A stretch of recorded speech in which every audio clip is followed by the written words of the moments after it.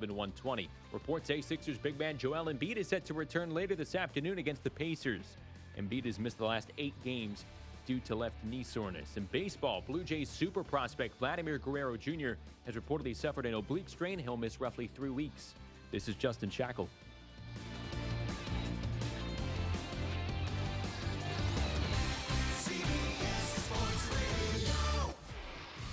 The only way you can take CBS Sports Radio 1140 with you is with the Radio.com app. Download it today and listen to us anytime, anywhere.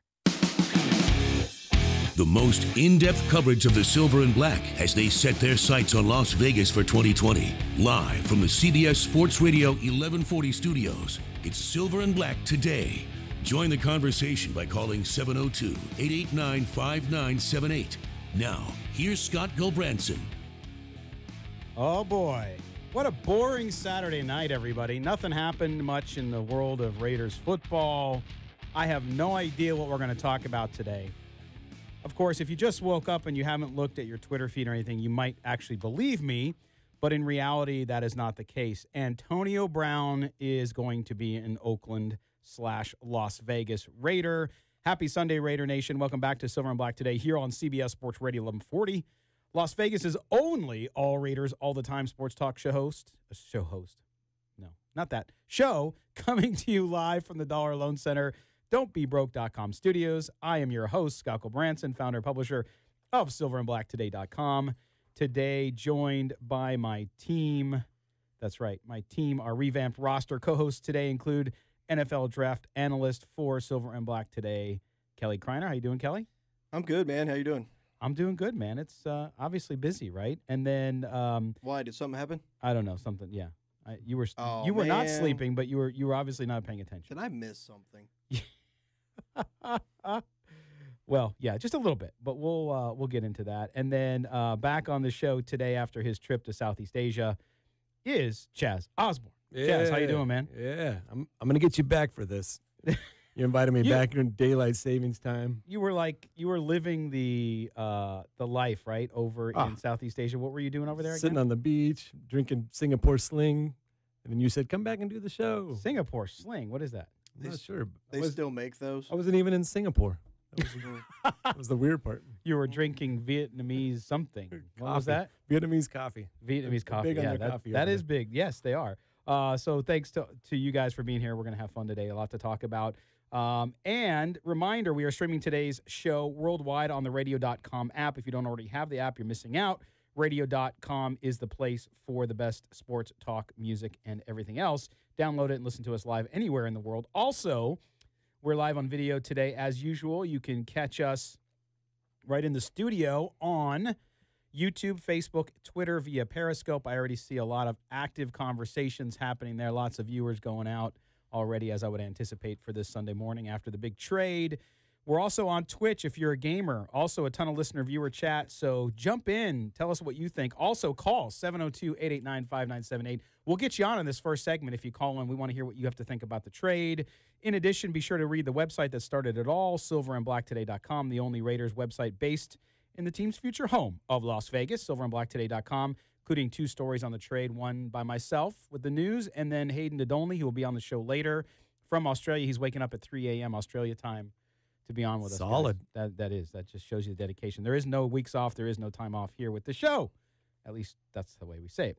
Okay, let's set topics on the table real quick and tell you what's ahead on the show. It's the AM, so it's AB time. It's the PM, it's AB time. The story of the week comes to fruition, of course, with Antonio Brown, and we'll get into the details with that. But the show is stocked full of guests, national guests to give you comment. We will have Vinnie Iyer from the Sporting News will be here. He'll give us a national perspective on the AB stuff. Also, we'll talk a little bit about NFL Combine with him. Yes, I know you want to talk all about Antonio Brown, but there is also other things happening in the NFL and with the Raiders. And in addition to that, the man who covered Antonio Brown his entire career in Pittsburgh, and that is Ray Fiittipaldo from the Pittsburgh Post-Gazette, will be here. He'll give us the backstory of how we got even to a point where it was so bad that Antonio Brown wanted out of Pittsburgh. He'll give us insight onto that and what the Raiders are getting in the player. We know on the field what that means, but what else from a locker room perspective does it mean as well?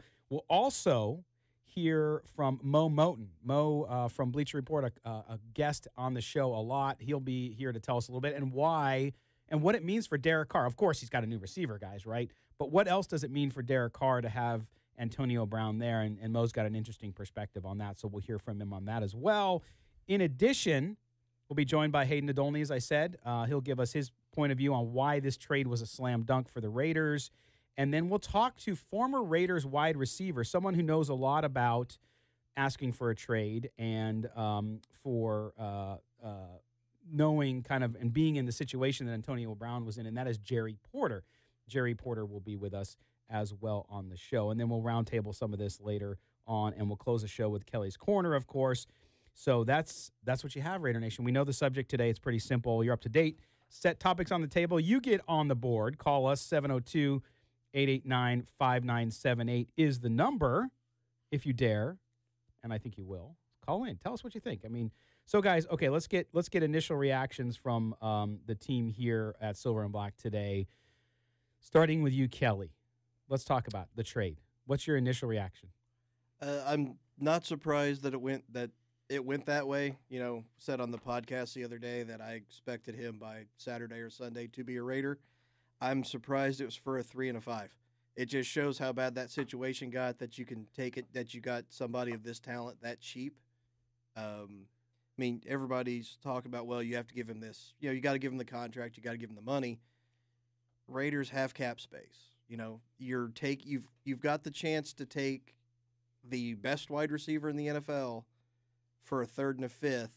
You've got basically 4 first-round picks this year because that 35th pick, there's always a guy that's a first-round talent that falls into that 2nd round. Yep. So you're basically adding 5. You have a chance to add 5 premium-level talent players to this roster.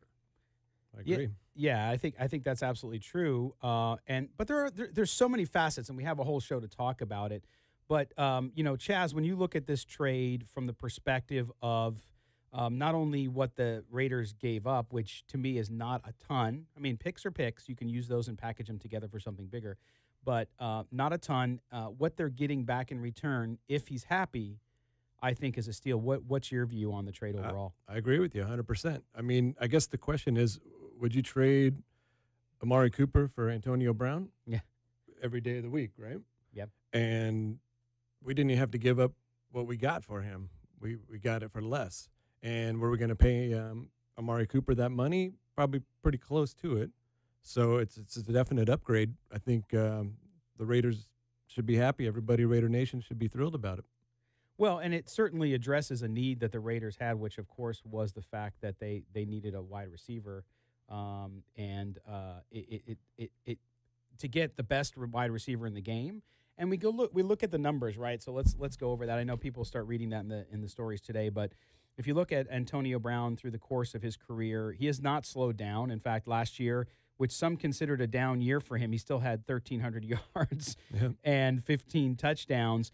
Over the course of his career, averages right around 1,200 or about 1,100 yards a year, and that includes just 2 years where he was below 1,000 yards, and with the exception of the first 4 years of his career, double digits in touchdowns, and with the exception of 17 as well, which was he had some injuries there and some issues. So to me, it's hard to find a bad situation or a bad view of this trade other than, is there an issue with locker room stuff? And Chaz, with your experience working for the Los Angeles Lakers for 12 years as a scout, we'll talk to you about that a little bit later, and we'll also ask Jerry Porter about it, because Jerry Porter, who'll be later on the show, was in that situation. He did not get along with Art Bell, guys.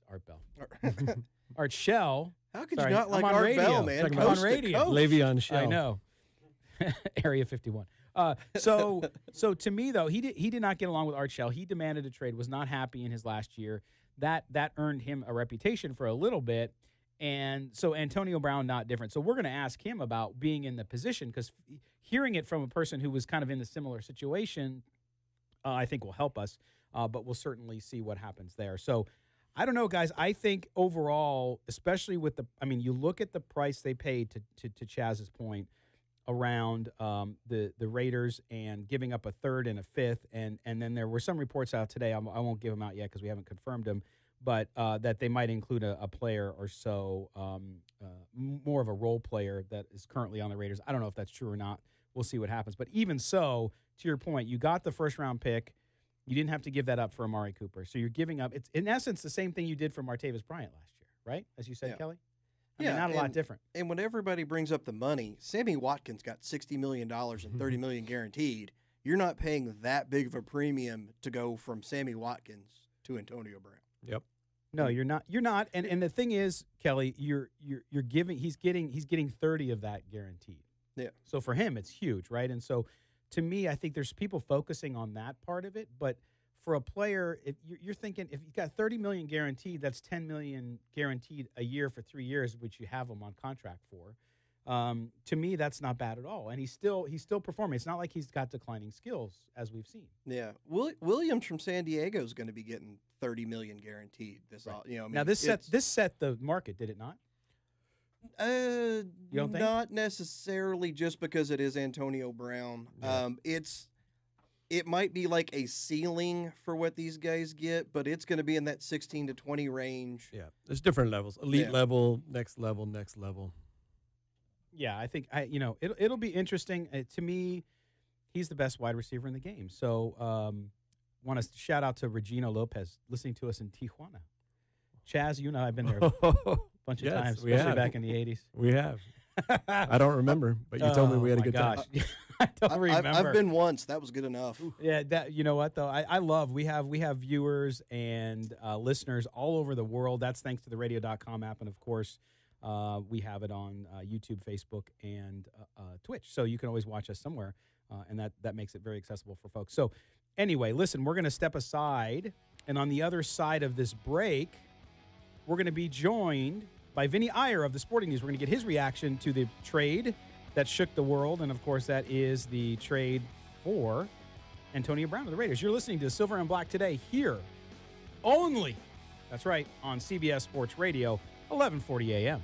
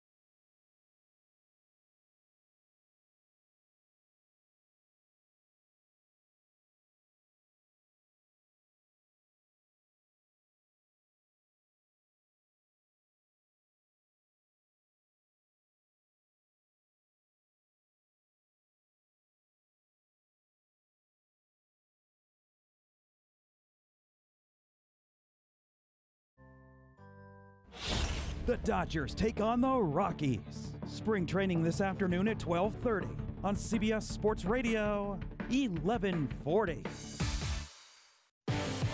This is Silver and Black Today, live on CBS Sports Radio 1140. Here's your host, Scott Gulbranson.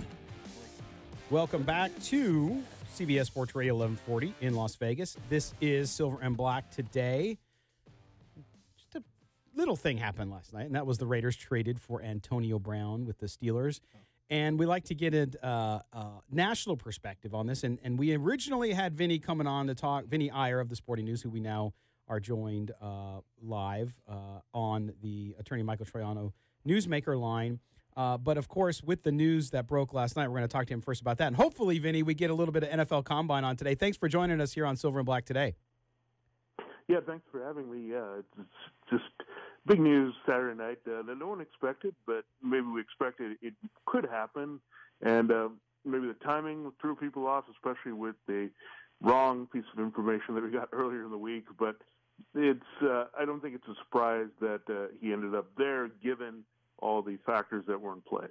Yeah, and Vinny, I think that one of the things, too, that we know, when you have a player of that caliber, no matter what is happening kind of with what people think of him, you know, either being a diva or having drama, whatever it is, he's still an amazing talent. So the story, for journalists, that story is going to occupy a lot of time, especially as we had that time between the Combine and the start of free agency next week. But with that all going down, were you surprised that the Steelers weren't able to get more for Antonio Brown?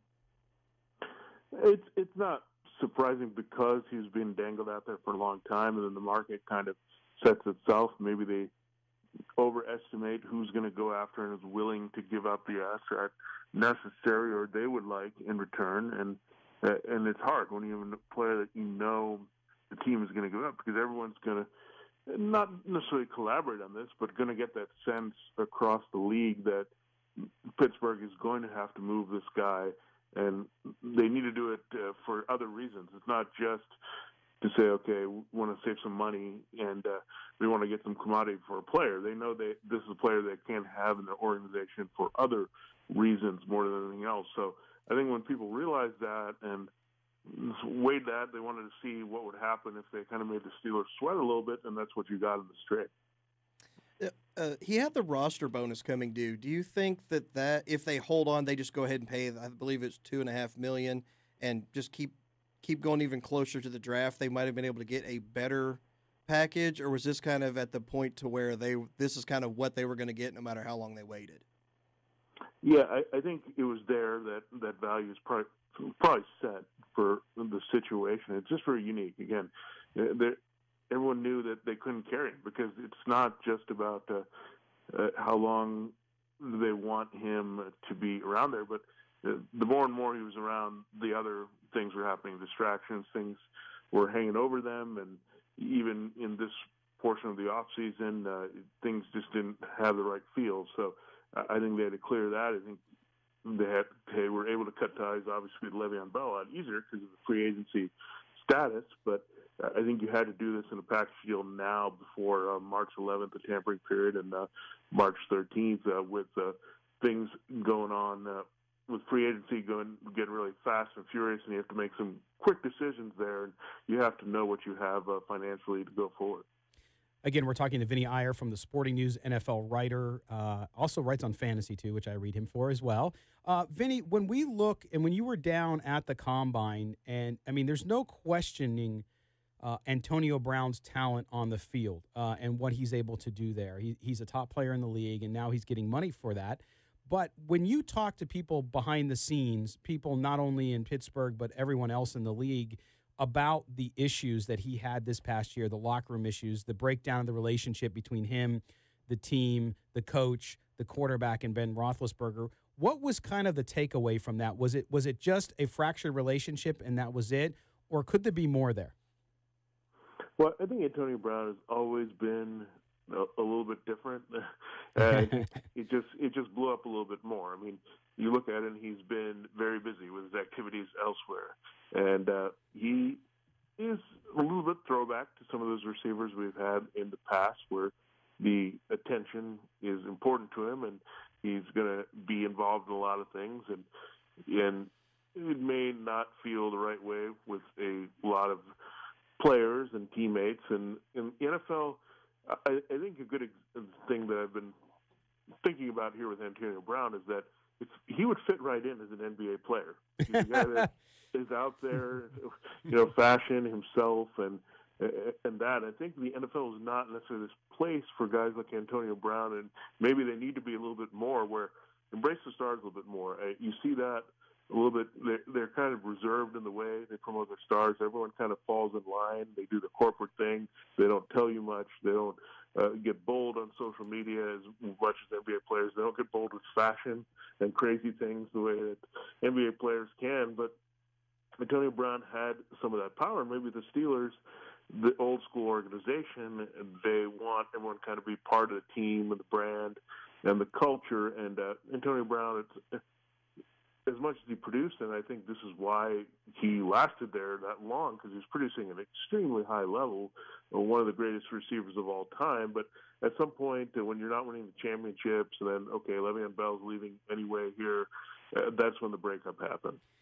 Again, talking to Vinnie Iyer from the Sporting News about Antonio Brown and his move to the Raiders. Now, when you look at this, and I agree with you, I think in Pittsburgh with that organization, that family-run organization, how it's been, what it stands for, and through the Rooney family, clearly you can see where that fit got stale. With the Raiders, on the other hand, now you have the Raiders getting ready to move here to Las Vegas. You have John Gruden, you have Mike Mayock, a rookie, a general manager who made a big splash, obviously, with his first deal. Do you see that fit? And even though Gruden is a guy who believes in kind of discipline and team first, do you see that fit being a much better one for him, at least in these last 3 years of his contract or of this new contract? Definitely. I mean, you look at it, you can go back to the 70s. You know what organization the Steelers were. You know what organization the Raiders were. And that Maverick sense is still there. It never goes away. That identity in its own right. I mean, even bringing back John Gruden and paying him that much is different from a lot of the way other teams have operated and thought. And even bringing a guy that was known for breaking down the draft and made a big career in his own way that way, is now running things there and evaluating your draft in-house. So they do things a little different. We know that in Oakland. This is a team that is looking for that splash, and I think they've always looked for that splash. It doesn't matter if they're a relocation, a transition situation, and you're trying to get on the marquee again. They're always looking for that, and I think they've always welcomed the guys that have been a little different there. I mean, they took a chance in the late career Jerry Rice, and we know how well he produced there for them on the other side of the bay. So I guess it's something about the Raiders and getting these big-time receivers later in their careers when things have not gone as well somewhere else. Yeah, that's I agree with that. It's definitely been in their DNA, right? We talked about the Steelers' DNA versus the Raiders' DNA. So it'll be interesting to see how that all works out. And clearly, we're talking a lot about it here today, Vinny. Now, in the last couple minutes we have with you, I want to get back to the original kind of point of topic that we originally booked you on the show for, which was a little bit of post-combine thoughts and your point of view on what happened. What did you see at the combine this year? I thought it was a little less eventful than usual just because of the class. But then again, I wasn't there. You were. What was your big takeaway from this combine, and what couple guys really stood out to you as being the story of the draft? I mean, obviously Kyler Murray, but in addition to him. Yeah, I don't think things changed too much. Maybe the way of the pecking order of some of these guys, but the bottom line is, if you need anybody in your front seven, basically a pass rusher or someone who can disrupt things inside and also get to the quarterback there, you're in good shape. I think the matter is how you fit in these guys, because the schemes are just all over the place now in terms of 3-4 versus 4-3, and then the hybrid versions of these schemes. So what can you get most out of these players? And you look at Nick Bosa, I think he's the easiest one there.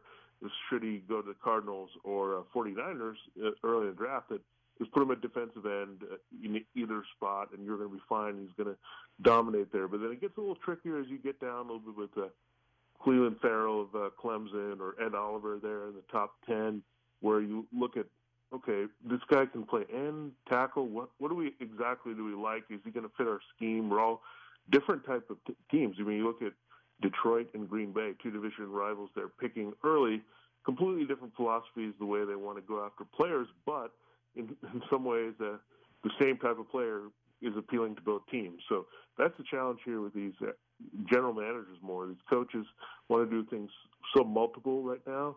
So it's just determining the right guy, that elite talent on the defensive line or outside linebacker spot. All right, Vinny, so I appreciate you spending the time today. Thanks for your insight on everything. Now, one last question before I let you go. Is Kyler Murray, I know your last mock draft, you had him going first to the Cardinals. You still believe that? I still believe that, but there's a couple things that make me change my feeling a little bit. But let's see where Le'Veon Bell ends up, because if Le'Veon Bell, and I know people freaked out that Derek Carr started following Le'Veon Bell on Twitter as Antonio Brown was being traded to the Raiders. Let's see what happens there. It'd be crazy if Derek Carr thought he was going to play with these guys and they make a move, and all of a sudden maybe there's some three-way trade, and all of a sudden the Raiders are sitting there and they have the Kyler Murray control in this draft. So I think right now it's the Cardinals heavy favorite. The Raiders would be the next one to me, and then everyone else, the field. So wow. I'm going to watch this one carefully with the Raiders, because it could be signaling that we want to get on the marquee, do things a little bit different. We'll see quickly if they believe in Derek Carr fully, if they get different type of skill players in there. That's right. Well, Vinnie Iyer from the Sporting News, we appreciate you being here. We'll have you on again real soon. Thanks, Vinny. All right, thank you. Thanks, Vinny. All right. Vinnie Iyer from the Sporting News. We're going to step aside. When we come back on the other side of this break, we're going to be talking to Ray Fiittipaldo from Pittsburgh about Antonio Brown. You're listening to Silver and Black today here on CBS Sports Radio.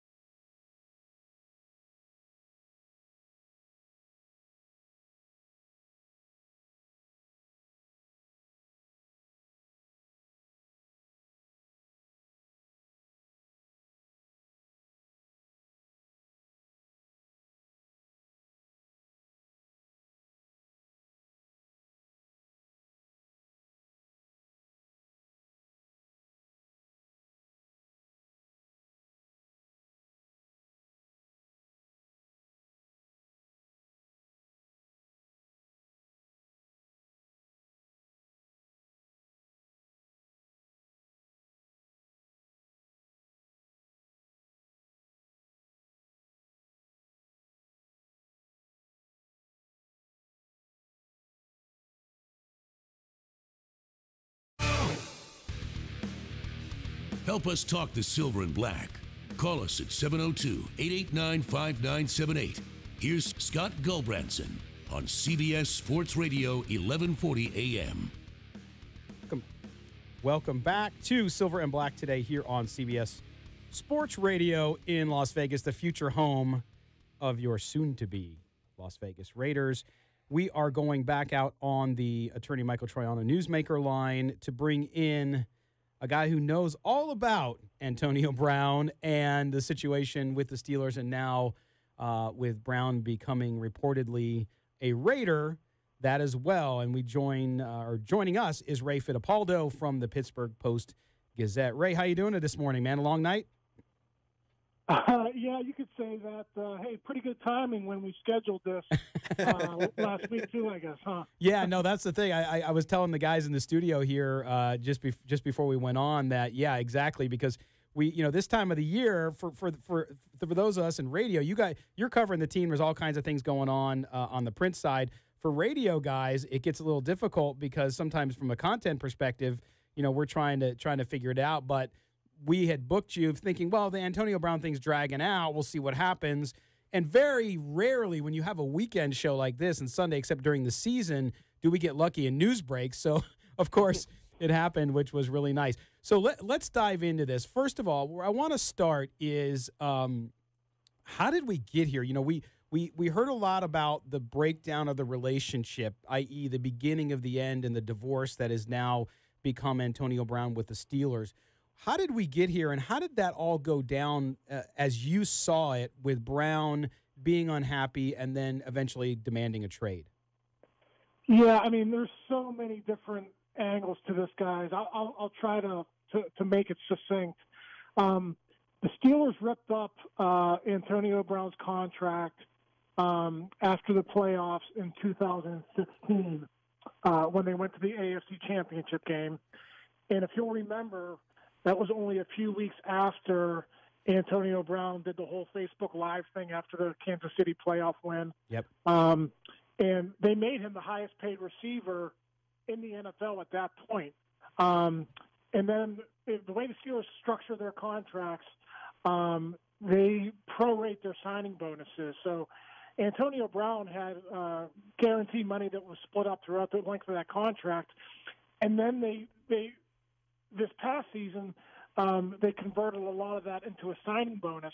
So he had all this money on the back end of the contract that's now dead cap money for them. So that's one angle to this. They sort of played into his hands by restructuring and redoing his contract so many times. And then the other part of this is just personal relationships within that team. With Ben Roethlisberger, it got bad last spring, and then again during the season. With Mike Tomlin, it got bad late in the season. And based on his behavior on social media within the last, just 2 months after all that happened, it was just an untenable situation for the Steelers. They knew they had to get rid of him, and the fact that they only had third and fifth round picks as compensation from the Raiders proves that point. They just didn't want to deal with that distraction anymore. That is not fair return for Antonio Brown. The Raiders, if AB behaves out there, the Raiders got a great deal. Yeah, it's interesting. And again, we're talking to Ray Fiittipaldo from the Pittsburgh Post-Gazette about the big trade with the Raiders and the Steelers. And it's funny because Andrew Filipponi, who's based there in Pittsburgh and is on our network, CBS Sports Radio, had the opposite take, thought that the Steelers got a good deal. So go figure, but everybody's got their opinions right. And Chaz, you wanted to ask Ray a question. But it's interesting, Chaz, and I know that with what's going on here and what happened with Antonio Brown, I mean, the talent's undeniable. So, no, Antonio Brown's great. I applaud the Steelers for, standing their ground and not letting the acrobats run the circus. Or, whatever, however you want to say it. And you saw it with Le'Veon Bell. And now with Antonio Brown, where do they go from here? I think they're fine. Steelers have been, the team of all time. And Juju Smith, I think, can slide right into that spot. Where do you see the direction? They're not going to go into rebuild. They still got to juice a few good years out of Roethlisberger. Yeah, I mean, there's a couple different ways you could look at it. The Steelers have always been able to draft receivers. You can go back to Hines Ward. I think it was 1998. He was a third-round pick. They got Mike Wallace, Emmanuel Sanders in the third round. Yep. They got Juju Smith-Schuster in the second round. So they've proven over the years that they can draft and develop receivers. So I think they'll be okay in the long run. But, guys, I mean, to your point, how do you replace Le'Veon Bell and Antonio Brown in that offense? I mean, they were such focal points of that offense for so many years. It's possible that the Steelers can still make this work. The Patriots make it work with much less than what the Steelers have. So it's not impossible, but it's going to be very interesting to see how this team sort of evolves over this offseason without those two superstars. Is James Washington, do they think he can come in and be like a number 2, or is wide receiver something they're going to have to look at in free agency in the draft? No, I think they'll take a look in free agency and they'll see what's out there. They're never an organization that will overpay for guys. So, if someone wants to be paid $10 million or more a year, Steelers likely aren't going to be involved in that just because they only have about $20 to $25 million in cap space to work with. So, more than likely they're going to draft a guy, probably the second or third round. And James Washington, you mentioned him. He showed flashes in training camp of being really, really good. Now, when the regular season started, it didn't happen for him. He really struggled for most of the season. I think what the Steelers are banking on is he had a pretty strong finish to the season. He really came on late in the year. So if they can get that James Washington that they got for the final 4 games, then they draft a guy that can develop and maybe turn into the number 3 receiver, I think they'll be okay. But, that's a lot of ifs for an offense that didn't have many ifs. Yes. For the past 6 or 7 seasons. Again, we're talking to Ray Fiittipaldo from the Pittsburgh Post-Gazette about Antonio Brown. Now, Ray, when you talk so many things, when that relationship broke down, one of the things that I think we see from Raider fans and folks that are following it a little bit are, boy, the Raiders have said, and they said, and you heard this at the Combine, that they wanted to get younger and build this team. They're obviously getting to Las Vegas, their new stadium, their new revenue sources, all that stuff next season in 2020. So they're trying to build a younger team after fielding the oldest defense in the NFL last year and the oldest roster. You add Brown, you're not losing anything. Clearly an amazing talent and going to be great for you there. But everybody focuses on the locker room stuff. Outside of what happened last year, you've been around. I mean, you cover them on a daily basis for years. How is he to deal with? Is he a guy that you think is now that he's happy and he's got this big deal, you think that's going to correct itself? No, he's a strange guy, and he's just he's a different person. Just to give you guys a little bit of background, he doesn't talk until Fridays. So if you approach him on a Wednesday or a Thursday, no dice. He's one of these guys, and I think each team is allowed to have 2 or 3 guys who only talk one day a week. And he was the Friday guy for the Steelers. So he's incredibly difficult to deal with on a personal basis. And above and beyond that, when he did talk, it was just a lot of strange stuff. I'm sure you guys have seen some of the interviews and some of the unintelligible stuff that he says. He's just a different cat, and that doesn't mean it's going to affect his production on the field. We all have questions about how that's going to play out with a new quarterback, and we're talking in Pittsburgh about, there's no one left besides Juju Smith-Schuster. Well, who's out in Oakland to complement Antonio Brown? I think, that's going to be an issue for the Raiders as much as it is for the Steelers. But, there's a lot of stuff that the Raiders are going to have to deal with Antonio Brown, but the production really never fell off a cliff. I mean, last year was probably his worst year in the last 6 years, and he still had 1,200 receiving yards and 15 touchdowns. So amazing. I think the Raiders, like the Steelers, are going to be willing to deal with the sideshow as long as he produces. Now the big thing is for the Raiders, you just guaranteed him $31 million. What if he goes off the deep end again in 2019 or 2020? How do you deal with that as Mike Mayock or John Gruden? Yeah, that's the risk they took, right? Well, Ray, listen, thank you for joining us. I know it's been busy and just great work in following all this, and we'll continue to read you. I'm sure we'll talk to you down the road.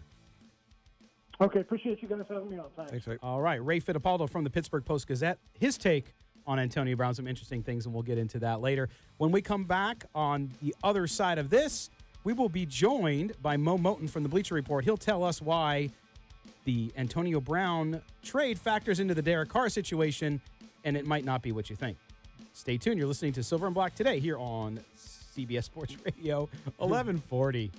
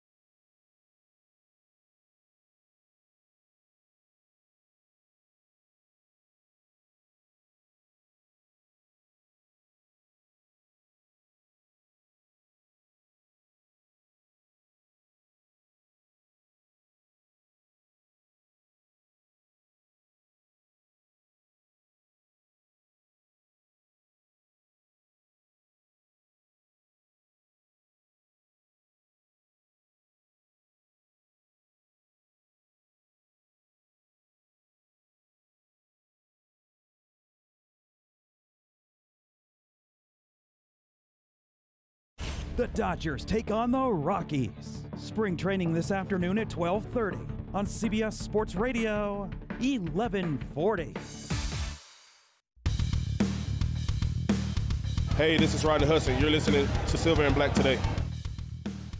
Hey, everybody. Welcome back to a slow day in the world of Raider Nation. Antonio Brown is a Raider, and we've been talking to folks all morning. We've been talking to you about it. You can call in later. We're going to have a little bit of a roundtable BS session later to digest everything we're hearing from all these folks. Thanks again to Vinnie Iyer from the Sporting News, Ray Fiittipaldo from the Pittsburgh Post-Gazette, and now joining us, one of our favorite guys who, like me, got no sleep last night, although he's 3 hours ahead of me, so I think he got less sleep than anybody. And that, of course, is Moton from Bleacher Report. Mo, how you doing this morning, buddy? Yeah, as you said, I got about 4 or 5 hours of sleep, but I'm here. So this is what we do in the business. So I cannot complain. No, and I'm sure with everybody waiting over the last few days to see what happened, getting to this point clearly was something everybody was waiting for, and we kind of had a feeling based on everything that it was going to go down this weekend. So Mo, first of all, give me your initial reaction overall of the trade based on what the Raiders gave up versus what they're getting. My initial thought was I was wild, and I'll admit I thought the Raiders were going to wind up giving up a second-round pick for Antonio Brown. As you know, rumors were swirling that the Steelers still wanted a first-round pick, and that's part of what took so long because they were looking for the best offer. Now, when I saw the Raiders only gave up a third and a fifth rounder, yeah, I know they're going to pay him $30 million in guaranteed money.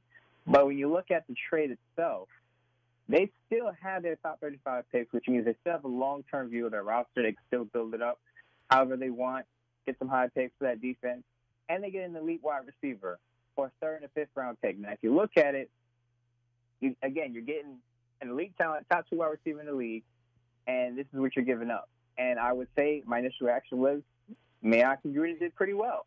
You think about it, no one said that the Raiders would be able to trade Amari Cooper for a first-round pick. Look what happened. Many people said the Steelers were going to get at least a second-round pick. Look what happened. So a lot of people had to eat crow yesterday, and the Raiders did a pretty good job with their trade. Well, and to me, Mo, that's the other thing too is everybody has an opinion, right? I mean, that's just the way it goes. But at the same time, everyone, I think, universally, even folks in the media, I think, were a little bit skeptical if the Raiders had to give up either that number one, but people were more comfortable in saying it might be an okay deal if they gave up that number 35 pick, which is high in the second round. When you look at this overall and what the Raiders are getting, my only contention, and Kelly and I talked about it last week, which was, look, the Raiders are not 1 year away, right? We know how many holes they have. We know what they need to do to get better, to be a playoff contention team and perhaps more. And they're not just one wide receiver away, but giving up a third and a fifth, I mean, to me, I don't see how anybody, I've only heard one national radio host say that the Steelers got the better of the deal. But to me, that to get that talent back, even with the risk, because he is a different guy, as Ray Fiittipaldo just told us, to me is well worth it. Yeah, and I believe no matter what the Raiders do, some people are just going to criticize it because they just don't trust. Because of what's happened with that organization over the last decade or so, people are just not going to trust any Raider trade, even if it looks good on the surface.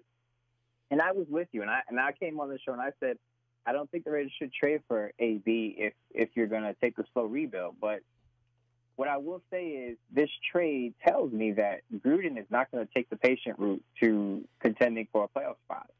And if you look on Twitter, Derek Carr is out here following Le'Veon Bell, and there are tweets going out. I don't know if the Raiders get Le'Veon Bell, but the AB trade itself just tells me that this, again, is not going to be a slow rebuild. I think the Raiders are going to try to gear it in and win now. And, again, I think they got the best of both worlds because, again, they kept their draft pick. So under the impression that if it was going to be a slow rebuild where they're going to win 7 games and win 10 games, then contend for a playoff spot, then I would say this is a bad trade.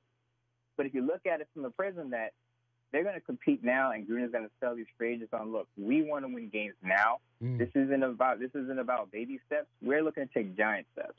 You got AB for 3 years at top dollar. You don't waste his talent. Mo Moton's joining us again from Bleacher Report. Hey, Mo, it's Kelly. I've been saying that if the AB trade goes down, that kind of takes him out of the whole Kyler Murray thing. I think these rumors should probably much die now, because I don't see any way John Gruden's going to throw a rookie quarterback back there with the Bryant acquisition.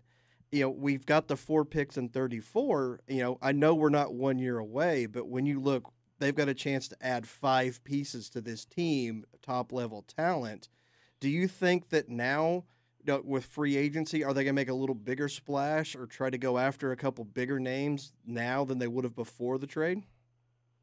I believe so. And again, that goes back to my point. And you make a great point that this trade also kind of puts the Kyler Murray rumors to rest because, again, you have AV 3 years, top dollar. You don't bring in a rookie quarterback who has to learn the game. You keep your quarterback, and you hope that connection builds over time. But, again, yes, I believe they're going to make some splashes. I think they're going to make a run at a defensive end, obviously.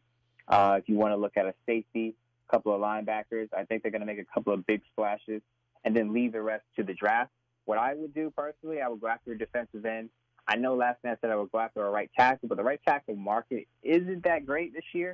Unless you're going after Jawan James or Darrell Williams. So you might have to do that in the draft. But those top 4 picks in the draft, save that for the defense and then address your linebacking core, address the defensive line, and get a safety. Yeah, and that helps too with the salary cap because you can go out. You're talking about fast forwarding the whole process of winning now instead of a longer rebuild. With all these picks the next couple of years, that keeps you under the cap where you can go after a free agent now, and speed up the process, but also keep the money where you need it. Absolutely, and again, I just feel like the Raiders did a great job in getting the best of both worlds. Again, because I think you could sell free agents on, we're trying to win now. At the same time, say, look, we're going to have all of these picks in the top 35. We're also building for the future. Yep. So I think Gruden and the Raiders are in a pretty good spot. And Mo, we got about 60 seconds left before a hard out here. One interesting point you talked about last night was what this does with Derek Carr. Obviously, Derek Carr gets a wide receiver, but you also think that now Derek Carr is on the clock, so to speak. He doesn't really have any outs, right? Well, yeah, really quick. I've been on this show how many times, and what was our main topic? Is Derek Carr the guy? People are questioning, is Derek Carr the guy? Is Kyler Murray going to take his spot? Will the Raiders draft a quarterback? All of this stuff. When you're not secure in your spot, and there's speculation, there's job security issues, and you're bringing in the elite wide receiver, you have to deliver. You have to. Yeah. All right, Mo Moton. Mo, thanks, man. I appreciate you spending the time on such a busy day. Have a great one. Thanks, Mo. Appreciate you guys having me. Thanks, Mo. All right. We're going to step aside, and when we come back, we're going to be joined by Hayden Nadolny from Australia. We'll be right with us.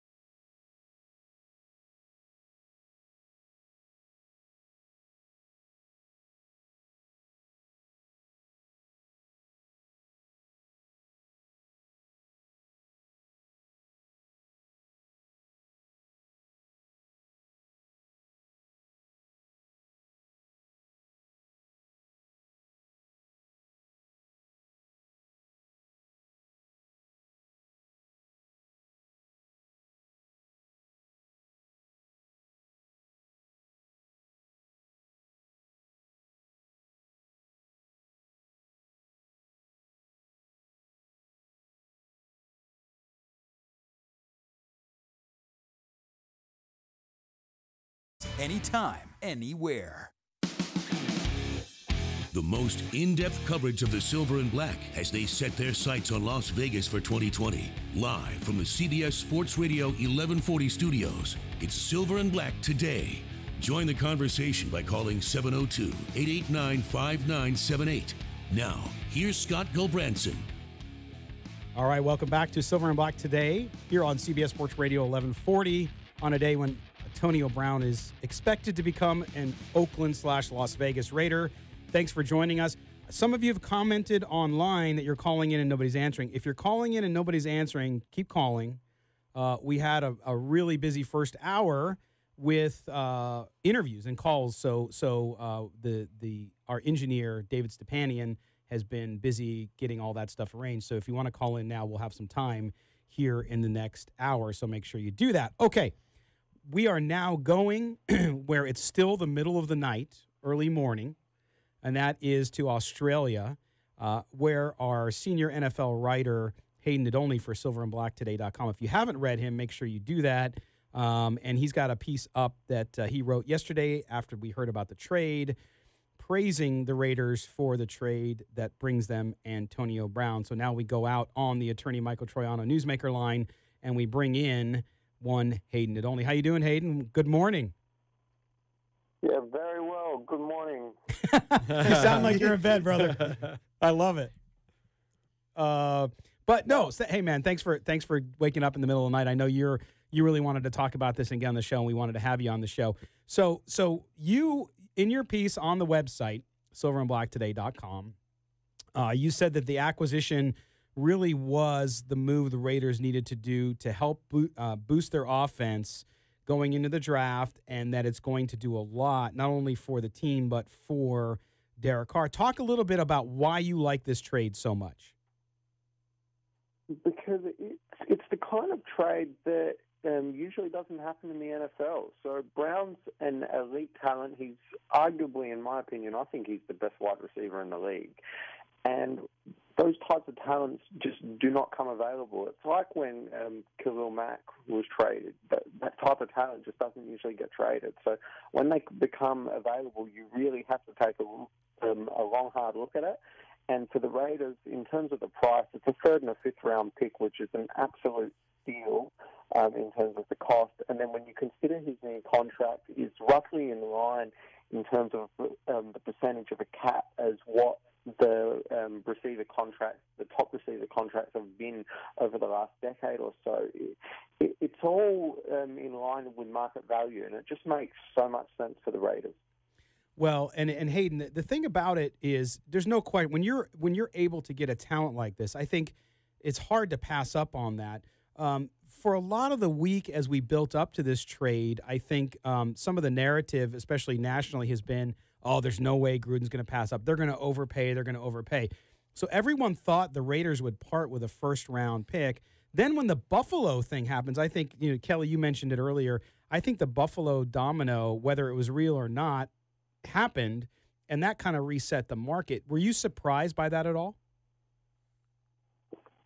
Certainly. I think when Buffalo was initially announced, it sort of came out of left field. That hadn't really been mentioned, but that died down very quickly. It wasn't ever really like a close deal, and it seemed like Pittsburgh were trying to force something there as opposed to it just letting it come to them. And eventually, it really was a case of last team standing, and the Raiders were that. Well, and you in your piece too, you talk a little bit about the comparison of this move and another Raider move from the past, and that was the trade and the acquisition of Randy Moss. Why do you see similarities between the acquisition of Brown and what happened with Randy Moss? Well, if you look at what the circumstances of Randy Moss were when he was in Oakland in 2006, he essentially quit on that team. And in 2007, there was a new head coach for the Raiders, Lane Kiffin, and Kiffin didn't want a malcontent destroying. What Kiffin wanted to put in was a new culture, and Moss, essentially, Kiffin thought that Moss was going to destroy any chance of that happening. He decided he needed to ship him off. At the time, Moss was coming off a down year. He barely had 551 yards, I think, off the top of my head, and 3 touchdowns the previous season in Art Shell's offense. So he was seen by many as on the downside of his career, and the Raiders decided to ship him off to New England for a 4th-round pick, and we all know how that went the next season. Hey, Hayden, Chaz Osborne here. You see that a lot with the wide receivers. They kind of dictate, where they want to go, what they want to do. They seem to be running it a lot. You hear Mike Mayock, he talks, his favorite word is fit, and does this fit? Does that fit? We're only going to do things that fit. Do you think this Antonio Brown, is this a good fit? Oh, it's a perfect fit, He's the perfect fit in any offense. If you can't make it work with Antonio Brown, in terms of on-field performance, you have a problem as an offensive on-field performance. But now let's consider the baggage that comes with it. Oh, the baggage that comes with it. I'm sorry. Look, it's one of those where you need to have strong people in the locker room and in terms of coaching. So, look, Gruden is one of those hard-nosed coaches. He is going to get the best out of the players. I absolutely don't have any question regarding that. It's just a matter of, can Antonio Brown work with the rest of the locker room? And I think that given the situation, there's going to be a lot of turnover in that Raiders locker room going forward, and you'll find that they'll be very accepting of him as opposed to what was happening in Pittsburgh, in which they couldn't really get him out of there quick enough. Hey, Hayden, it's Kelly. You talk about the fit in the locker room. Every time there's like a big trade like that, you almost have that honeymoon year to where everything just works right that first year. And if that's, do you see that maybe being an issue? Like I said, he's going to fit on the field. Gruden's going to be that guy. We know we're getting 1 year out of him. If this team struggles, if Carr struggles, do you think maybe this could end up being that 2nd or 3rd year where it's a deal where they're just regret doing? Well, it's a 3-year deal that he's got. So you'd like, and the majority, I think the first 2 years are essentially guaranteed, and it's that 3rd year that there's going to be a drop-off and they can cut him if necessary or ship him off for a late-round pick. But you'll find, like you said, Kelly, the first 12 months, that will be a honeymoon period. And then at the same time, this is a referendum on Derek Carr. If Derek Carr can't work with Antonio Brown, Derek Carr is going to be shipped off in 12 months' time, and then you're going to have a new quarterback in there. Antonio Brown will no doubt approve of whoever the new quarterback is. And then you probably have another 12 months of an extended honeymoon period there anyway. So you're probably going to get at least the bare minimum two years out of him. But look, that's a worst-case scenario. I think realistically he's got 5 good years left in him. And there's no reason why the Raiders can't take advantage of that. Well, Hayden, listen, man, we want to thank you again. Our team here is small but mighty, and we appreciate you making the sacrifice, getting up in the middle of the night on a work day because you're ahead of us, so you're getting ready to get up and go do your living. So we appreciate that very much, and make sure you read Hayden's story up on silverandblacktoday.com. We'll talk to you real soon, buddy. Thanks again. No, thank you. Have a great day. Thanks, Hayden. You too, Thanks, Hayden. All right, Hayden Nadolny, our senior NFL writer at silverandblacktoday.com. So, guys, it's hard to argue with what Hayden's saying there. We didn't get a chance to talk to him about, and we'll talk about it later a little bit, is how this impacts the Raiders. They still need some wide receiver help, in my view. You have Jordy Nelson. You have some of the other guys past that, Seth Roberts, Dwayne Harris. Cook might be essential. Yeah, but does this change the Cook situation? I don't think I don't think it changes it if you were planning on letting him go. I don't think this is going to be that big of a difference because the draft has so many tight ends in here. And I think slot receiver is going to be a big thing for him because you can have Jordy as the number 2 on the outside. If you have a good slot on the same side of the field. He's still got gas in the tank. Yeah. I think Jordy Nelson last year, a lot of people were writing him off. He got nicked up. He was injured a little bit. But if you look at his production overall, it was very, very good. So I think you have Brown, you have him, and then you slot in some people. And my guess is I would love to see Jared Cook back. I think that should probably be their top free agent focus, and we'll talk about free agency later in the show as well. Yep. But to me, you sign him, and boy, you have those weapons that you had last year. Now you're opening it up down the field with Brown. Things look a lot better. But we'll see what happens. I I was really looking forward to the Raiders making some moves to get some free agents in the draft. Some wide receivers in the draft. You think that changes? It's not a number one priority anymore. Right. Right. It was going in. Although I will say, and I was going to bring this up later when we talked about it, with one of those, that 24 or the 27th pick, right now, A.J. Brown fits in that slot perfectly with Brown and Jordy. Out of Mississippi. If you can get those two on the same side of the field, you have to double one Brown. You can't double the other. And there are a few linebackers or safeties that are going to stay with A.J. Yes. Brown M&Ms. And you've already got the you've got the UPS. You've got the UPS marketing already there. What can Browns do for you? I mean, it's the Brown brothers. I love it. I mean, no, it's exciting to think about it. I mean, I think if you're the Raiders and watching the chat going on in all three of our video channels here, a lot of talk about wide receivers and people being excited. I can say without a doubt, I'd say 95% of Raider Nation guys really happy with this trade. It was a move, in the last couple of years outside of the Gruden move. It's been hard to find a lot of great news and acquisition. I mean, Jordy Nelson was a nice one, but last year being such a struggle, I think the fans seeing this happen. And then we haven't even talked about what this means with Mike Mayock, which we'll talk about a little bit later.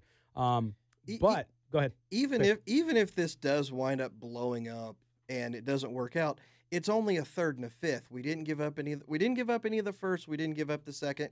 We didn't give up one of the two number ones next year. I mean, we're at a 3 and a 5. Right. Well, and so we'll talk about that when we come back. And also, we're going to ask somebody who was in a similar situation as Antonio Brown, Jerry Porter, former wide receiver for the Oakland Raiders, Super Bowl wide receiver, their last Super Bowl, will be with us to talk a little bit about that. You're listening to Silver and Black today here on CBS Sports Radio 1140.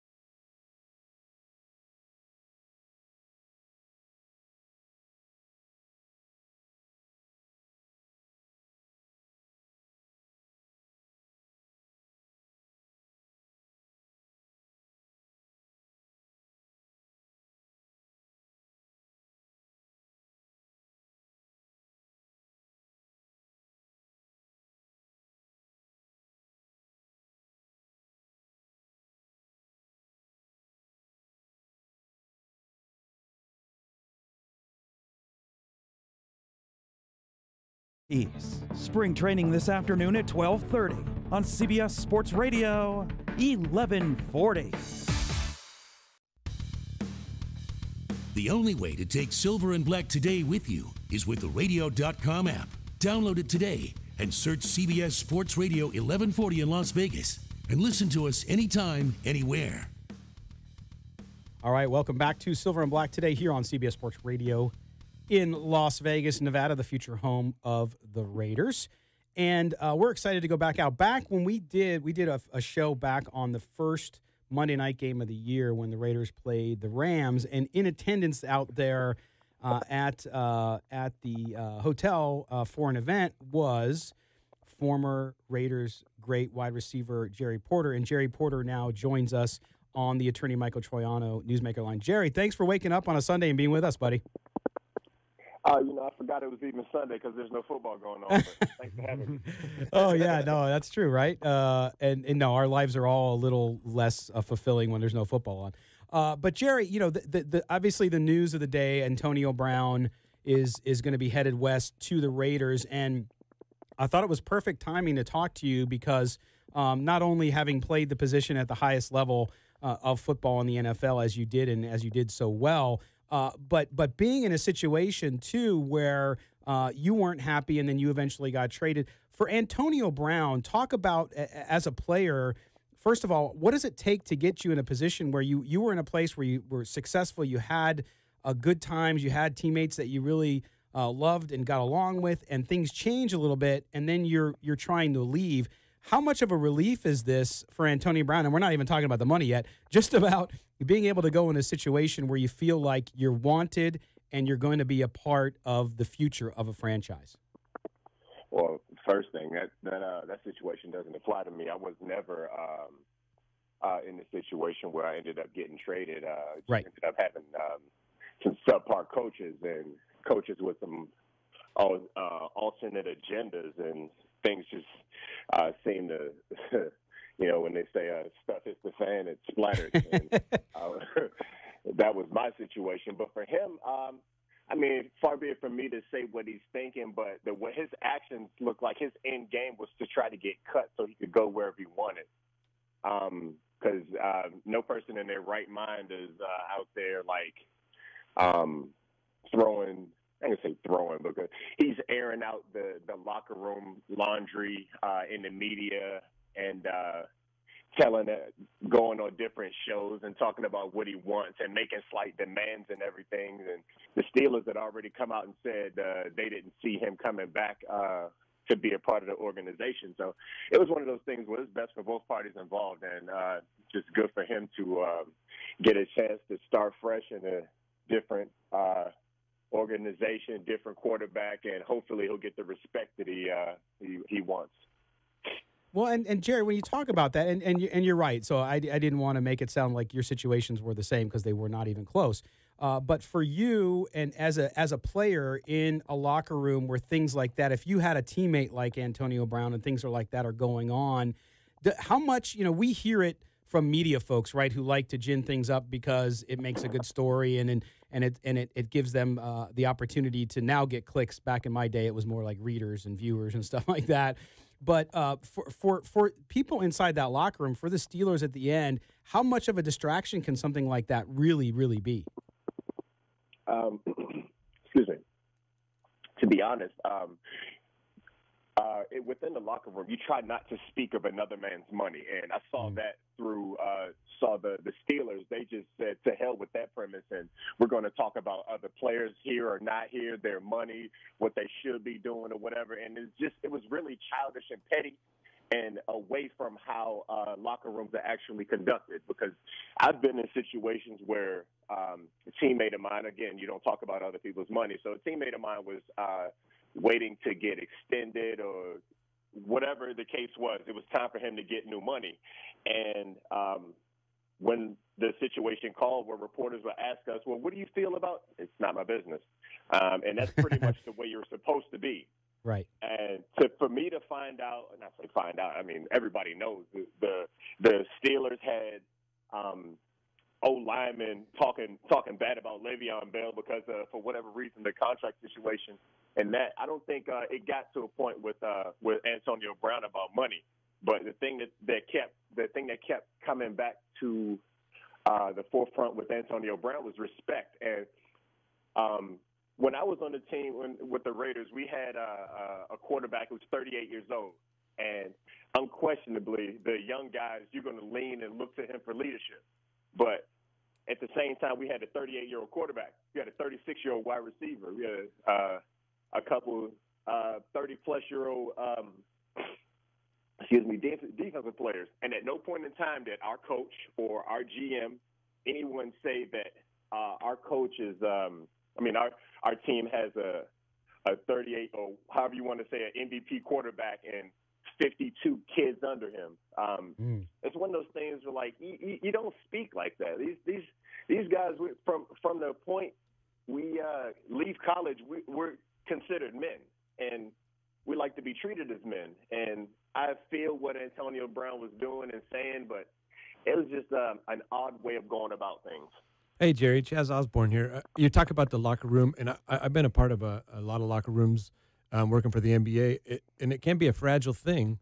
How do you feel Antonio Brown moving to the Raiders? Is it going to be explosive? Can it work?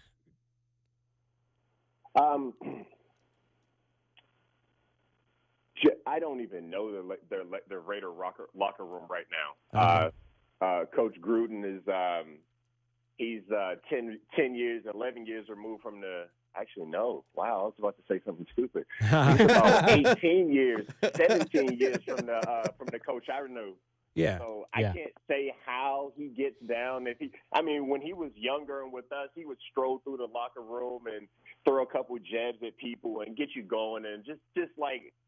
Yeah, like a older brother, just kind of like a thing where you kind of get the guys going and try to motivate guys to go out there in the field and produce, even in the spring. So I can't say who the unquestioned leader. There shouldn't be an unquestioned leader of a locker room. These guys should police themselves and act accordingly. Yeah. So to look up and down the Raider roster, you would think that Derek Carr is the leader, is one of the leaders, and with this money that is put in AB's account and what they're expecting him to do, you're going to also expect some leadership from him. Yep. And on defense, I really can't say. I haven't really watched that much. But, you're supposed to have a few leaders, and those guys can come together and kind of make decisions or make decisions and think of the best path to things, how things should go for the team. But going forward, it's going to be one of those things that you have to monitor. Well, I think Gruden's, still the same guy. I think, obviously he's a little older and wiser, but I think his energy and his focus is contagious, right? And so I think all of the players, and now they all have a year of the verbiage, under their belt, and with Antonio Brown coming in, I think it's just going to be a seamless fit. Well, and Jerry, what makes when you you're laughing, I love it. When you look, and because you watch a lot of football too, when you look at Antonio Brown as someone who played the position at such a high level in your career, what makes him so good, and what do Raider fans? What are they going to get a good dose of? What should they look forward to? From what I've seen from him, he's not the biggest, he's not the fastest, but his attention to detail is pretty unique. Like you see any ball near the sidelines or near the out of bounds, like he calls himself Tony Toe Tap. He most of those plays near the sideline, he's getting 2 feet in. From what I hear, he's an extremely hard worker. So hopefully that's contagious. He'll make his quarterback work just that much harder. He'll make the receivers that are behind him, working alongside him, work just that much harder to be able to keep the pace, because he's going to command at least 4 eyes on defense. He's going to have the corner who's ever on him and the safety help. So that's going to give other opportunities for other receivers and other people in the passing game. So that should be, like you said, a seamless transition. Yeah, we hope. Well, I know you've been trying to break into broadcasting. What kind of things have you been doing? Well, It's been cold because nobody wants to hear what I have to say because I've been away from the game so long. What? But I'm still got my ear to the ground, listening to see if anything is going to open up for me. Hey, you always have a seat right here next to us, Jerry. Yeah, and you know what, Jerry, you're refreshing, I think, for a lot of folks too, because you tell it like it is. You've done that here today with us, and I think people just want to hear that. You know, a lot of people get things that's a bunch of spin, and Jerry Porter always keeps it real, and we really appreciate it, and we appreciate you taking the time, and I'm sure we'll get you back on the show real soon. I appreciate it. All right, Jerry Porter, Thanks, of Jerry. course, Super Bowl wide receiver for the Raiders, with just great insight. We appreciate him being with us today and taking time out of his Sunday. All right, well, when we come back, we're going to talk to you. Give us a call, 702-889-5978. Tell us what you think of the trade. You're listening to Silver and Black today here on CBS Sports Radio 1140. Las Vegas.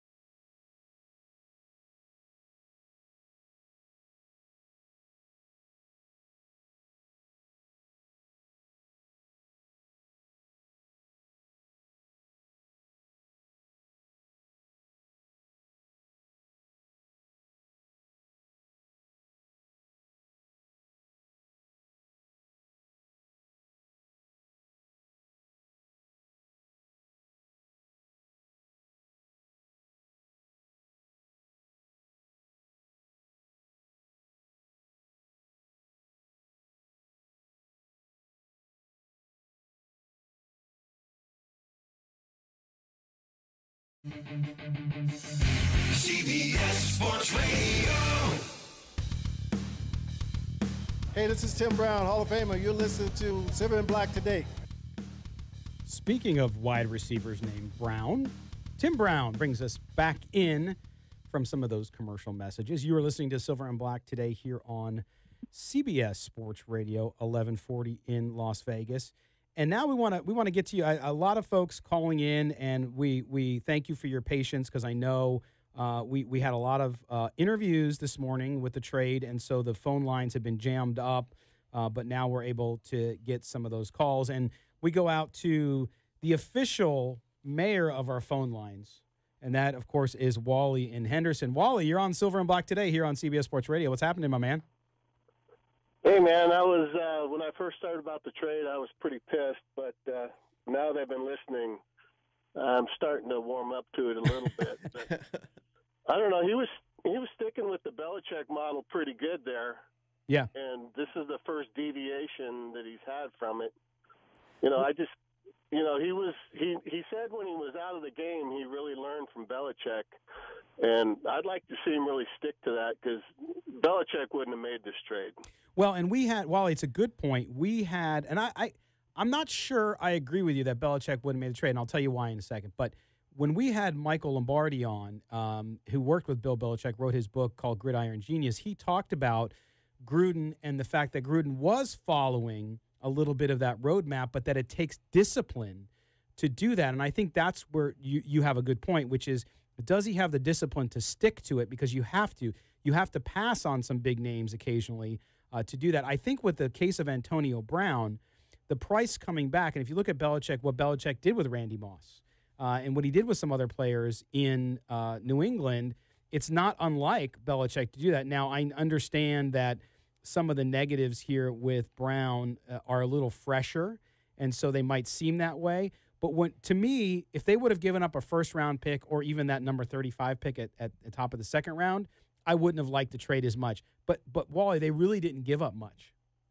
No, I agree. Yeah, the 3 and the 5, you know, like they said, we basically traded Cooper for Brown and kept our pick. So, yeah. I mean, if you look at it that way, that's a heck of a deal. But are you more concerned with the locker room issues and the attitude, or what was your concern? Yeah, I tweeted you last week. The guy's a cancer, but I don't know if Gruden can keep him under control. But, you know, a tiger doesn't change his stripes very often. No, it's a good point. And like you guys talked about earlier, you saw how the Moss thing went. It was cool for a year or so, and then it just was a train wreck after that. No, I agree with you all. I think that is the big question mark. At the same time, to use your Belichick analogy again, Belichick has been able to get those guys in, get them to buy in for the time they need them. So when you're talking about Brown now, guys, on a 3-year contract, you got to get him to behave and buy in for 3 years. And so if Gruden is following the Belichick model, Wally, he's going to have that magic touch with the player that might be disgruntled from somewhere else to keep them in line. Well, right? Sports teams they're a fragile thing. You know, when you're winning, everything's great. And all of a sudden, you know, you start losing a little bit. That's all. Things can go south real quick, and so that might be a part of his problem. You know, you want to be a winner. You want to be in a good situation. Yeah. All right. Well, he's got a great quarterback, because Derek Carr is a great quarterback. Yes, and that's a polarizing thing, as much as it surprises me in Raider Nation as well. But Wally, hey man, thanks for calling again. We really appreciate your support and you listening. All right, Gully, later. All right, thanks, buddy. Thanks, Wally. All right, Wally from Henderson, the king of our phone lines. You can call in too. Tell us what you think of the trade. Was it a good trade from a compensation standpoint? Was it a bad trade for locker room? Let us know. 702-889-5978. Wally's a great caller. Anyway, Kelly, not Wally, Kelly. What do you think? You think Gruden's going to be able to keep him focused and in line? Because Mike Tomlin and John Gruden, different types of personalities. Yeah, I think he can. Like I said, you get that honeymoon period, but everybody's talking about the locker room and everything. But, you know, there's 3 sides to every story. You know, there's Brown's side, there's the Steelers side, and there's the truth. So there's stuff floating around everywhere. I'm not here. I mean, nobody's throwing anything at anybody but Brown right now. This is the same thing you do whenever you dump a girlfriend or whatever. It was never my fault. I did nothing wrong. She was the problem. Roethlisberger's never been that guy that everybody rallies behind. There have always been issues with him in the locker room and everything like that as well. Yet he's completely skating on all this stuff. You're Mike Tomlin, who's, like you said, basically lost control of that team over the last couple of years. You're not hearing anything about him. All of this stuff is just completely fallen on Brown. Well, now, he has, like I said, he's not completely innocent of this stuff, but I mean, if everything was as bad as it was, he would have been gone by now. Well, and Chaz, I want to bring you in on this too, because having worked for a professional sports organization, locker rooms and all that kind of stuff, and you touched on a little bit when we talked to Jerry Porter just a few minutes ago, bringing in a guy like this, if you're the team, you're an established team, and you're bringing in a player who's got a quote-unquote reputation, what do you have to do from an organizational, a coaching staff perspective to make sure people are comfortable and that he feels welcome and that the team feels like it's not a threat? Bottom line, you got to win. I think the Raiders are on an uptick right now, so it's a good situation. You feel like they're moving in the right direction. There's really not a lot of expectations maybe this first year, and then they're moving to Vegas, so there's going to be all that excitement. So I don't want to say it's all going to get lost in that, but he should just play right along and do his job. And I think we're all going to have a good time the next couple of years because there's not a lot of expectations, but we are on an upswing. And, he's a proven winner, and those are the kind of guys you want to bring in. And in my opinion, he can only help. I get all of his antics, and like Vinny made a great point earlier about he's more of an NBA, showman kind of guy. And that is part of the NFL's problem. They just barely let the touchdown celebrations start happening a couple of years ago. And I understand they didn't want, Randy Moss mooning the crowd and those kind of things. But, if it's done in a fun fashion. Let them show some personality, right? Show a little personality. Sports is fun. It's entertainment. That's why we're here. Bottom line, it is about winning. And I think he's a guy that's going to help us win. Kelly, isn't his personality made for the Raiders' mystique? For the old Raiders and like everything that has been out there, that's why, it was like a logical pick for him to come to the Raiders. But, you just hit the nail on the head with the other thing. The first year, like I said, you get that honeymoon with the first year. But then the second year, it's the first year in Oakland. So everybody's going to be excited for that. So you've basically got the 2 years already kind of set in to where no matter what he does, he won't be the biggest story. Mm-hmm. It's, this year it's the first year with the trade. Next year it's going to be the teams in Vegas. Right. So that's going to just drown out most of, if not all, of everything going on. Yep. No, that's interesting. And what do you think, and Hayden mentioned it and Mo mentioned it, for Derek Carr now, first of all, you got to be excited, especially if they can sign Jared Cook. You got Cook, you got Brown, and then you got Nelson. 3 targets that are very sure-handed, who can catch the ball really well, and that you have the confidence in. So for him mentally, forget the physical stuff with Derek Carr right now. Mentally, this has got to be a huge boost of confidence for him going into camp. Yep, and they had the third worst offensive line, I think, last year. Injury, killed him. What it came out to be, and so that can only get better. And like I said, a year, the verbiage, everybody getting on the same page, that can only help. So yeah. Or is it that now he's, like you said, we're going to find out now if he can. Is it too much pressure for him because now he knows this is his year? Exactly. That's the other thing you got to worry about is with this trade, there's no excuses anymore. Right. No, it's before, Cooper, he was never consistent. We never had that. You have one of, if not the best wide receivers in football on your roster. It's a make it or break it year for him now. A better line, better everything. So we're going to find out a lot, everything we need to know about Carr this year. Hopefully, stay away from the injuries. Unfortunately, it's been a problem. We were right on the verge there until the injury happened, and after the thing with the back, he seems really tentative. So I'm not sure. And I think that takes time. And when you break a bone in your back, it's one of those deals where, most of us wouldn't be able to get out of bed or get off the couch, and the guy's out there playing football. So you got to respect that. But it's interesting. What I like about this, too, and I'm seeing in all the chat and all our channels right now as folks are watching us all over and listening all over the world, is the fact that Raider fans are excited about this. the Raiders made a move that was a huge splash, and so now the fan base is excited about it. Now, as I've noticed with if we can have a conversation, Raider Nation, without getting offended, Raider Nation often gets very excited only to be let down very quickly. So I think you have to be realistic that although Antonio Brown is an amazing talent, he's going to improve the offense immensely. You're still in a rebuilding process, right, guys? It's not like he's going to come in and they were one player away. Now they're going to be a 12-win team. Right. Well, the Raiders have all the pieces in place, right? You got a great head coach. You got it. We all think an adequate or better quarterback, and now you're getting wide receivers. You're getting all the things in place. So I think the Raiders are really on their way in the right direction. It's all positive.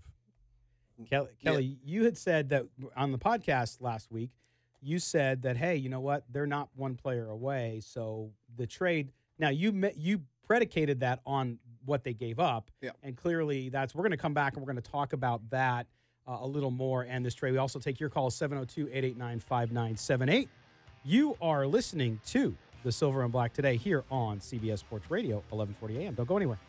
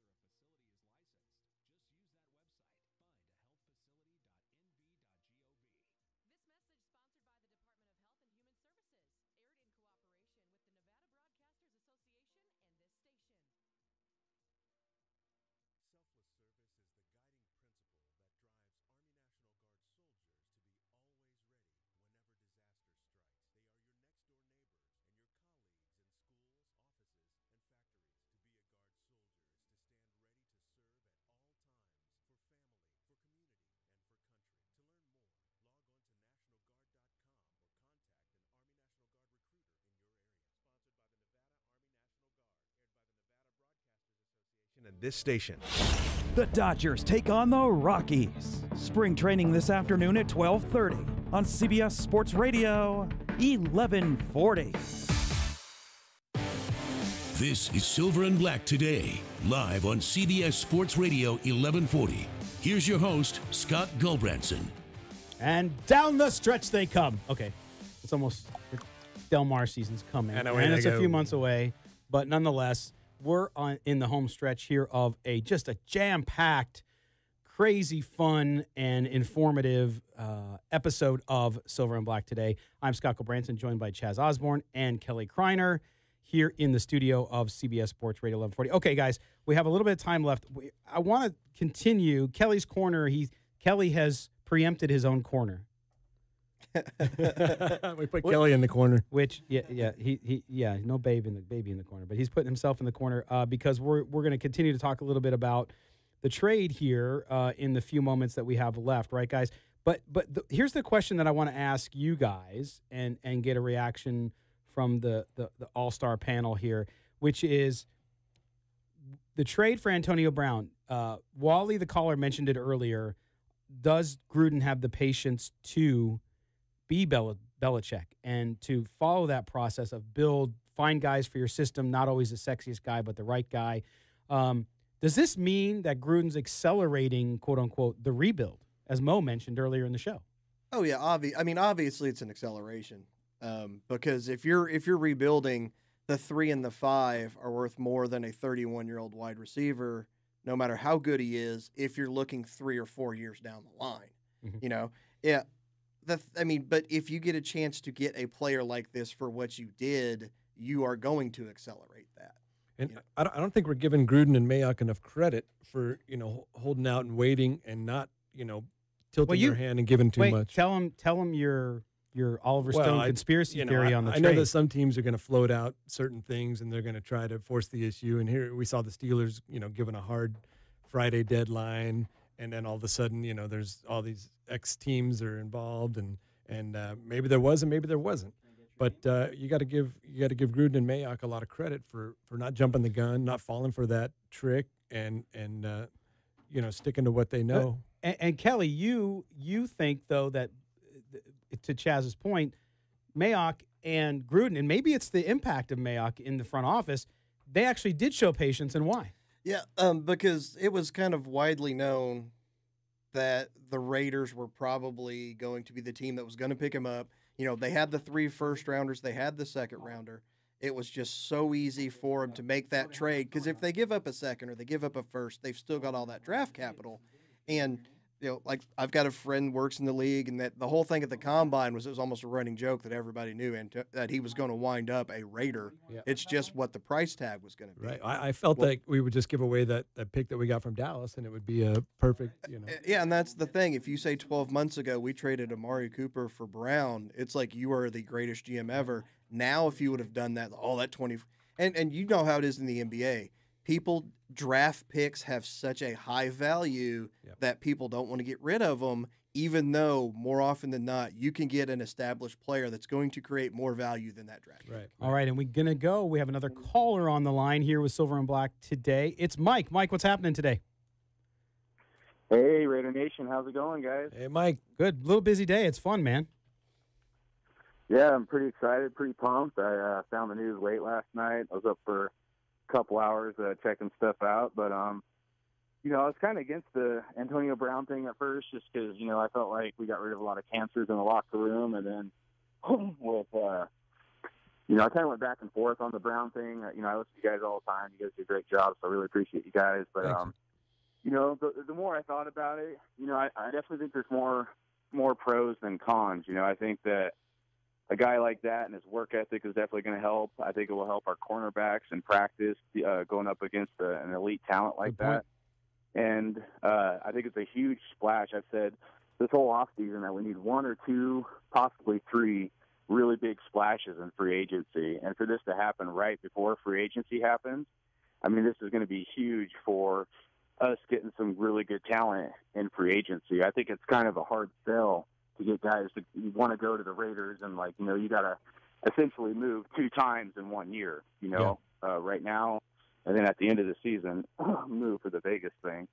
But I really think that him being signed is going to help some of the other elite talent that's out there on the market be like, whoa, Raiders are moving in the right direction. We have these draft picks, and I'm really pumped. Mike, you make a great point there. Most people, it's a cynical world, and we focus on the negatives, and everybody looks, oh, he's a cancer. This is that. He's widely known in the league for having a great work ethic and his off-season regiment. This guy, he comes in prepared, and he's proven it over almost the last decade. He's a great player. Yeah, no doubt. Mike, thanks for the call, man. And you know what? Thank you for your support. Without all of you and great listeners and callers like you, we're not here. So we appreciate that very much. Have a great day. Appreciate it. Hey, can I ask you one more thing? Sure.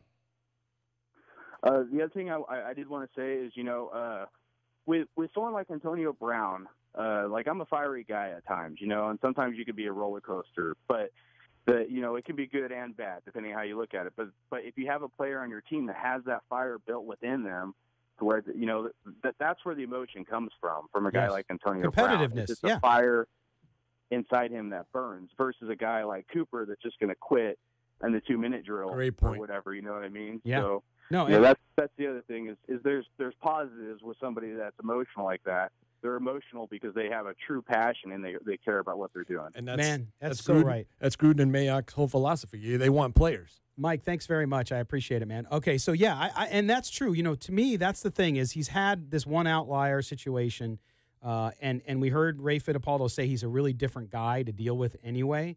That's beside the point. What we saw in the last year is a competitiveness, a desire to win, a desire to be wanted and recognized for your contribution and winning, to your point, Chaz. So it'll be interesting to see how it all goes. But wow, guys, that was like running a big long sprint. I appreciate everybody being here. Kelly, thanks, man. Yeah, the biggest thing with this trade, because we've heard several people say they weren't into it, it comes down to everything else in life. It came down to price. It got to the point to where it was, true. You might like this house, might love this house, but if the one you like's $100,000 cheaper and you can actually afford it, you're probably going to take that one, and you're going to, you could work on that.